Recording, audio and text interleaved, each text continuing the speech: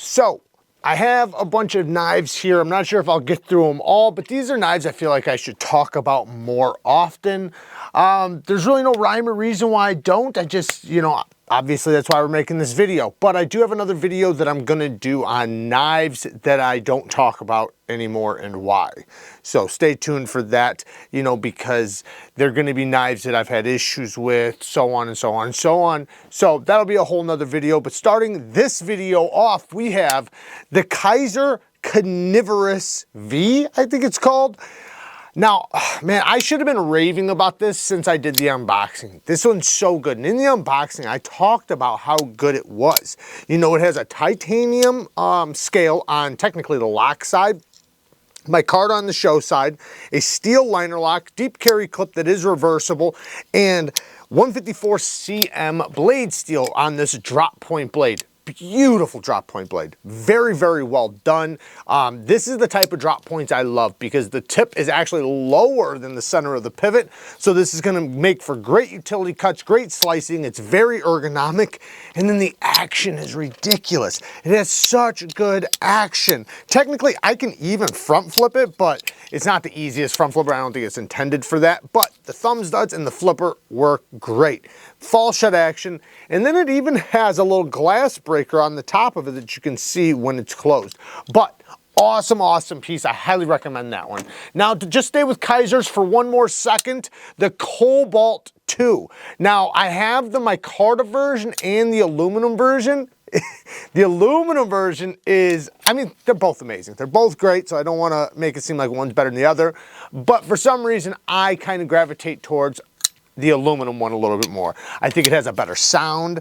You know, just this is an amazing knife. It has a sheep's foot blade with a 4V sheep's foot blade. Because in the aluminum version, I think the micarta version is 154 cm. So, you know, if you're wanting to save some money and you like the micarta over aluminum, then you might want to go that route. But I love 4V, and you know, 4V takes some incredible edges, but the aluminum handle makes it feel quite premium while, you know, it's relatively affordable because it does still use some affordable materials. It has a front flipper that works great. You can also slow roll the front flipper. Fantastic reverse flicking action. It does not have a reversible clip, which is kind of a downside considering it is so good left-handed because of it, you know, being a liner lock. Man, that is a cool sound. So yeah, the KOBOLD 2, I think, is an awesome, awesome knife, and I should be talking about it far, far more. Now the next knife is made in Taiwan, Mantis knives. This is called the Mantis pry folder or something like that, PRYBAR folder or something like that, because basically it's a sharpened PRYBAR. So, and I don't mean geometry wise, so it actually is relatively thin geometry, but what it does have is it has this front nose area that's like a chisel grind. It's not sharp, but it goes down to an edge, if that makes sense. So kind of like a PRYBAR, but even thinner at, you know, the starting of it. So you can wedge it underneath things really good because it's nice and thin, and you can use it for light duty prying. Now, I don't know the level of extreme you can go to with this on prying, but as long as it's just little light duty prying, it's fine. And then it has a nice slicey edge, so and that also is a chisel grind as well, or sorry, a chisel edge. So it's only sharpened on one side. So it'll also make easy work for sharpening. It cuts really good. It's fairly ergonomic. It is on Teflon washers, and you know, it is very, very smooth. The thumb discs are pretty easy to use. The liner lock is really good access. It does have a glass breaker on it. Now the downsides to me is I wish it had a T8 pivot rather than this I don't know what you call it, this proprietary pivot, and then it has T6s. You know, considering it's supposed to be a folding PRYBAR, while I do think it's still very tough, you know, it could be tougher if you know, there was bigger hardware. But you know, it's like 80 bucks. So, and, oh yeah, and I forgot to say, it's S30V steel. Now I know some people are gonna say S30V on a PRYBAR. I get it, but you know, I think it's still good. As long as it's light duty prying, I think it'll be just fine. Next. Actually, this is made in Taiwan again. Now, I've talked about this one a lot, so this kind of is cheating to some extent because I've talked about it so much. but the Spyderco KAPARA. I'll get through it quick, but this is one of my favorite Spydercos. It really, really is. It has a compression lock, S30V steel, phenomenal ergonomics, the blade shape. This thing is built for EDC. Just back and forth, perfect knife for EDC. When you get it in hand and you really get to start using it, cutting with it, utility cut, slicing, you realize just how damn good this one is.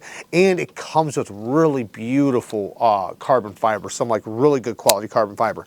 I did switch mine. I'm actually thinking about switching it back to the carbon fiber just because. But anyways, the KAPARA, phenomenal knife. Now, the next one is the Canadian knife company Sleeper. Now, this one is one I've talked about it a few times, but not as much as I probably should.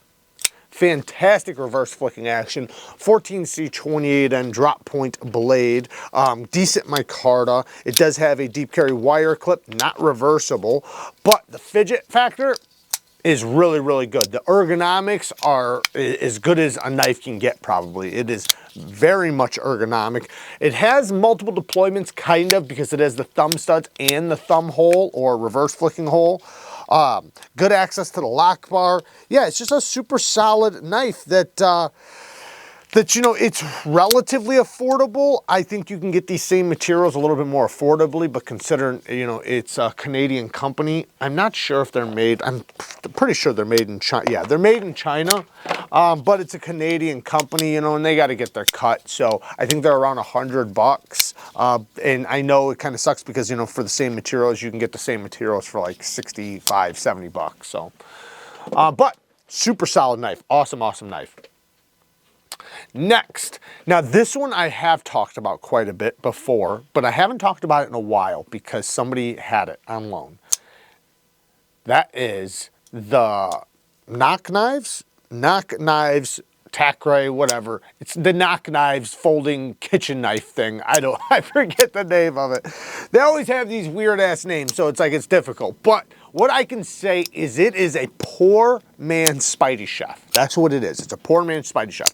Now, it's like, I forget the price because they probably changed it, but it was like 80 bucks when I bought it. But around there. And then it has VG10 steel, which is really good in the kitchen. Titanium frame lock, steel lock bar insert. Very good reverse flicking action. Great ergonomics. It has a fantastic blade shape for EDC. So I'm not even saying that this is good in the kitchen. I'm saying that this is good as a pocket knife. It is a phenomenal knife. And, like I said, for the materials and everything, you're getting a great value here. And it's very well done. The tolerances, the fit, the finish, everything, the action. So yeah, I definitely recommend this one, especially if you're trying to get, a titanium frame lock on a budget, because this is a really good price. This is kind of like Tucson territory from back in the day. Now Tucson has raised their prices up quite a bit. Oh, this one is available right now. I've shown it a bunch of times, but it's never been available. And that is the BYOND EDC Terramundi. So the Terramundi it has a unique locking system. So basically the pivot is a button, and I do have a video on how it works. If you want to check it out, you can go watch that video and I show exactly how it works. But it does create a decent detent. It really likes the push button a little bit more than anything else. You can also reverse flick it pretty easily. But it has this Wharncliffe blade. I believe it's a dark Pinkerton design. Yes, dark Pinkerton design. Titanium handle that's pretty ergonomic, even though it is a little tight. But the Wharncliffe blade makes it a fantastic utility cutter. The lock is actually really strong. Like I flicked this over and over and over and over, and it is rock solid. So I've been actually pretty impressed with this, with this locking system too, considering that it is something new. I was kind of expecting it to start, not warping, but to start getting play. And it just hasn't. It's been rock solid. So, and this is available right now. Reversible titanium milled pocket clip, which is cool because it is pretty much ambidextrous considering it's a button. But 280 bucks, at least right now. So, I'll have everything linked down in the description. This one I'd like to talk about more. I wish I could. But the reason why I don't, and that is the Freeman. The reason why I don't talk about the Freeman more is because you can't never get them. It's like I constantly look for them. I constantly try to find them. They're never available. I don't know if they only make them and sell them at shows or what they do, but they're almost never ever available, at least this titanium version. Maybe you can find some aluminum versions here and there. This one's the Magna Cut one in full titanium construction. And I gotta say, they made a great button lock out of this. This is a hard use knife. This thing's like 50 thousandths behind the edge. It is absurdly thick. So, for the reason why, you know, I don't want to like to show things that people can't get. That's the reason why I haven't shown it more. However, I will say if you do like the look of this and you want something that is readily available, check out the Spartan HARSEY folder. The Spartan HARSEY folder is on washers though, while the Freeman's on bearings. So that is one big, I think it's on bearings. Pretty sure it's on bearings. It's too damn smooth not to be on bearings. It's got to be, maybe I'm wrong, but the Spartan is very smooth, and the longer you have it, the more you use it, the better and smoother it gets. Like it winds up getting very, very smooth. Now, mine has had a regrind from BGM knives, which I do recommend if you do get one, but it is a big knife. It is a hard use knife. It's a tough knife. It's a USA made knife, and it is badassery all the way around. This is a real folding tactical knife right here, real. Nice big hardware, and they come in all different kinds of patterns and designs. I don't even think you can get the Mayan calendar one anymore, but there is a bunch of other designs that you absolutely can get.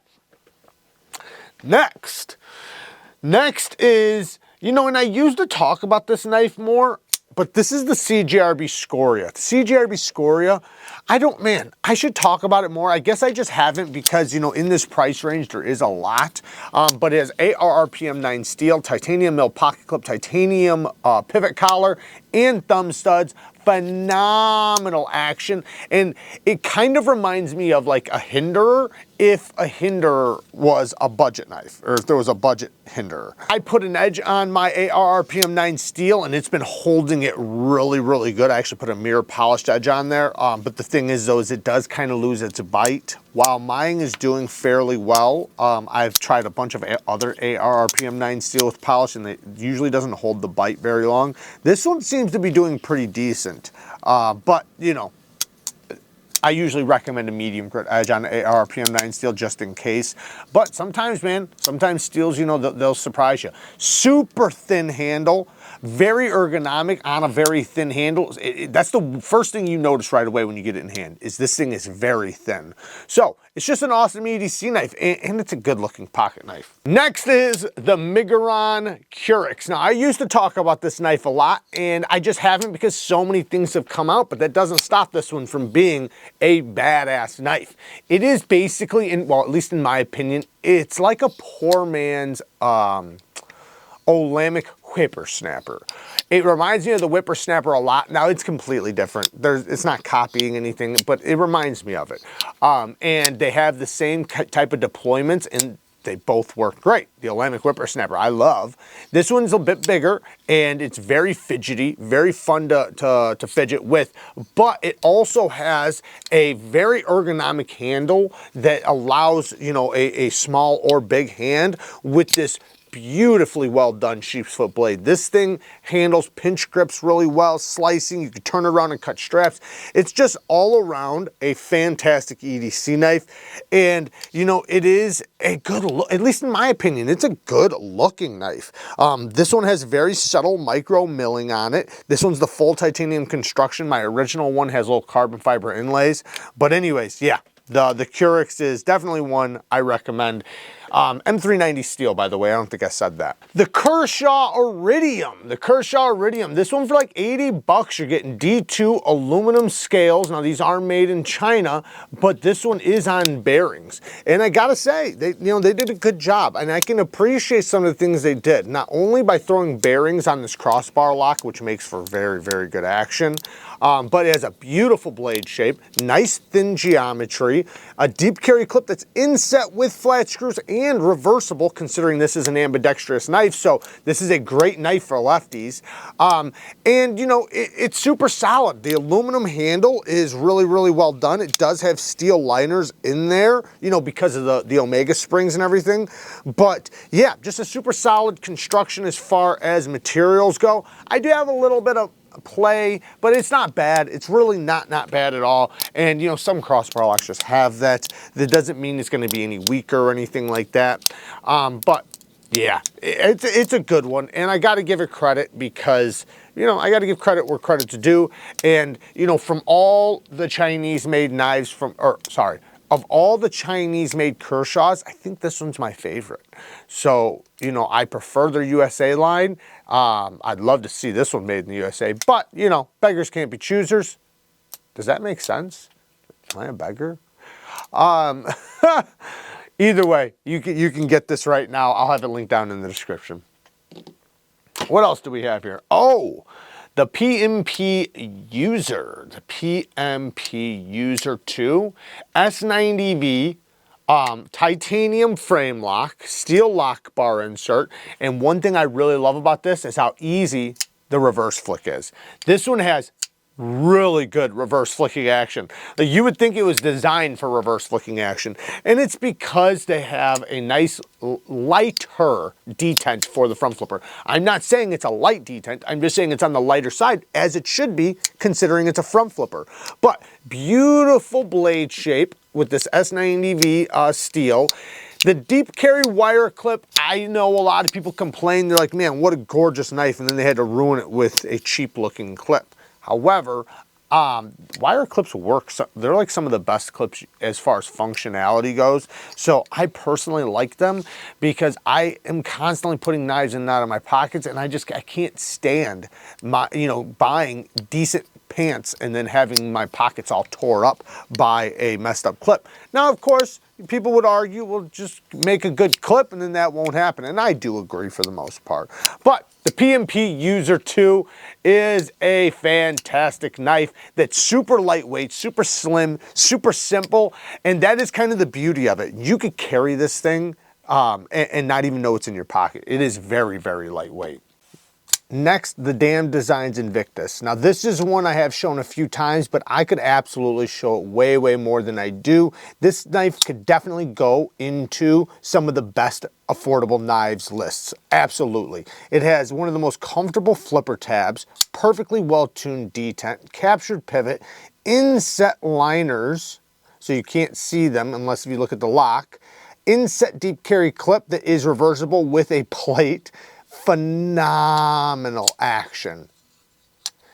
The ergonomics are perfect, like they're hand melting good.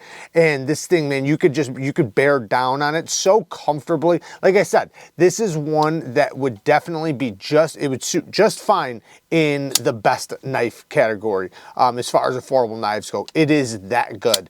The fit, the finish, tolerances, action, basically everything all the way around is super solid on this. I don't even know if I have any complaints next to, I wish the plunge grind was a little bit farther back because, man, it is even a comfortable disengagement. Yeah, this one, super, super solid, man. This is a good one. Like I said, I should be showing this so much more on the channel than I do. Oh, and if you're worried about only having flipping action, it easily reverse flicks as long as you have the black blade, because that's the one I have. So the black coating kind of gives you a little bit of texture to reverse flick off of if you're good at the reverse flick. The KUBEY Dark Knight. Now, there is a couple different versions of this one. Now, my version doesn't have the deep carry clip, but I don't mind. No, I don't like the clip near the spine, but this one works just fine. But it has amazing flipping action. The way the flipper tab is set up, you know, it's made to launch, and then you have a great reverse flicking hole, so it's nice and fidgety. When the blade is open, mine is AUS 10, they have D2 versions as well, but it's AUS 10 with a dual hollow ground tanto, meaning the hollow grind is in mine's a recurve tanto, but in the recurved area, it's a slight recurve. It's not a big recurve. You could sharpen this on regular stones, but anyways, It's a hollow grind there and in the nose area. So it's really slicey. And then it has a drop point tanto, so the primary tip is really easy to get to. I personally think this thing functions and works fantastic. This is like one of the better use tantos. Does that even make sense? A tanto, the shape of this tanto along with the grind makes it very, very easy to use and makes it very capable with work and tasks. Good access to the lock bar, very smooth on the drop. Nice and ergonomic. It's a fantastic knife, fantastic user. It's a beater for sure. You know, they're like 30, 40 bucks, but hey, I mean, I freaking like it. Next is the CMB Lurker. Now, this is the one that got my foot. This is the one that I stepped on that went all the way through and through to my foot. Yes, it is. And it went through like Jello. That's what it felt like when I stepped on it. It felt like I stepped on Jello. Anyways, I know that sounds crazy, right? Knife goes all the way through your foot and it feels like Jello, but that's how clean it went through. Anyways, it is a drop point blade with D2 steel, I believe. Yes, D2.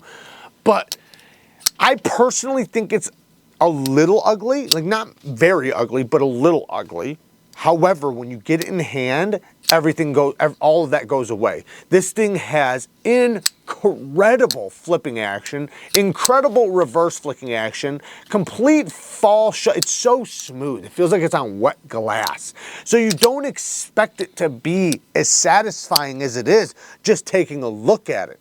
But you know, it's an affordable knife from CMB, and like I said, you know, they usually do a really good job with their action. So, and this is no exception. Even though it's one of their budget knives, they do a really good job with that one. Just so you guys know, the REATE EXOs are in stock right now. I'm just letting you guys know again. I keep on letting you guys know because I know as soon as they're sold out, people are gonna be like, when are they gonna be back in stock? And I'm gonna be like, they've been in stock all week. They've been in stock all week. The EXO-Ks are in stock too. So both the Karambit and the Ms are in stock. I'll link them both down in the description for you guys. What's next? What is next? So I guess I could talk about this one. The Cold Steel AD15. Now this is the Demco AD15, but you know, you can't get this one, right? This is impossible to get. I don't even know if he's still custom making these. Maybe he is, I'm not sure. But you can get the cold steel version. And I don't talk about this one enough because, you know, I don't have the cold steel version right now. I need to get it. But they're one-to-one the same. They're basically the exact same, just different material. So this is a titanium bar. I think the cold steel one's aluminum. And then the blade steel's different. But they're the same. Anyways, my point on showing this is it is an awesome knife. You know, and when you're gripping it, you're actually making the lock stronger. So it's a nice, strong locking system. It is pretty fidgety. You know, it's unique in its own right. I think it's called the Scorpion lock. But if you have one of these already, if you have the Cold Steel AD15, check out Original Goat down in the description because they have aluminum scales that you can get and titanium scales, aluminum or titanium, whichever one you want. Which mine has titanium liners because this is a custom, but if those scales would fit this, I 100% would buy the titanium ones. But I contacted them and was like, hey man, will that fit?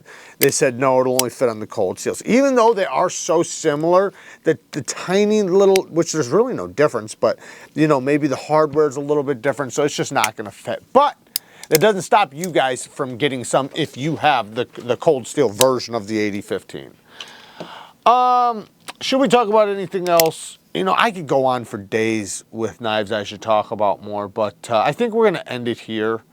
You know what?